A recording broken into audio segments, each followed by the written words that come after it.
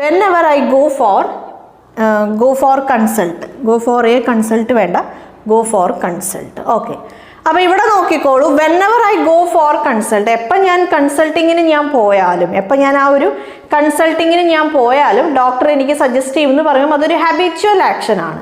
Habitual action ആവുമ്പോൾ ഞാൻ ഇവിടെ സിമ്പിൾ പ്രസന്റ് ടെൻസ് ആണ് യൂസ് ചെയ്യേണ്ടത്. ഡോക്ടർ സിംഗുലർ ആണ്, സോ ഡോക്ടർ സജസ്റ്റ്സ്.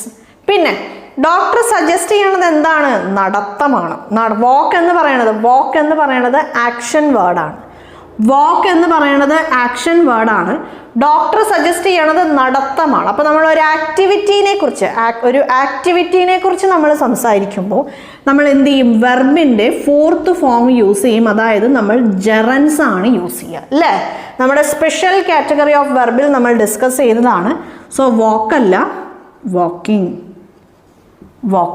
അല്ലേ? Walking four